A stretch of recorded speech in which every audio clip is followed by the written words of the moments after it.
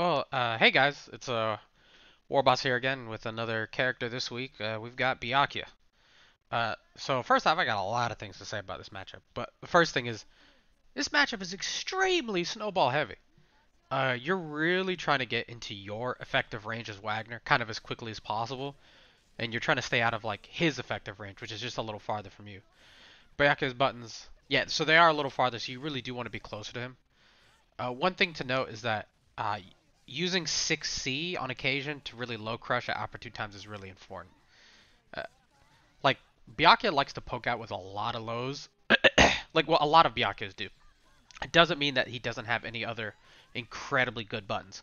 Like his simple Assault JC has a really good hitbox among some of his other normals. Actually, one of his most dangerous move is his 5B. It can be no canceled if he wants to just steal his turn back, but it's extremely difficult to challenge because it has a full frontal coverage of him that just really protects him.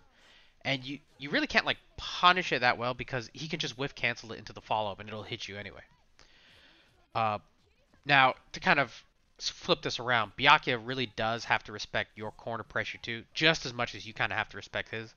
And this is why the matchup can really feel like a race or like a snowball, because a lot of the times whoever gets the first hit in will actually get the other opponent to the corner. Learning how to survive some of the web setups will really help you out a lot in the matchup. Because sometimes, like, you're not going to get them all.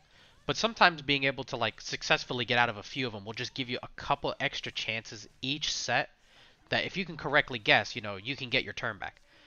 Uh, if you're able to, one of them is if you're able to successfully clear the top and the bottom web and you have a 100 meter, you can 2-3-6 a drill into your 2-2C super, and you could just kind of take your turn back that way. That's one way. Do note some other things the Byakuya can do to get out of your stuff is the Byakuya can sometimes use the 2-3-6 Rekka super that has the first frame invulnerability to escape your pressure. Now, this is a bit risky for him depending on what he has. Like if he doesn't have chain shift, it's really risky for him.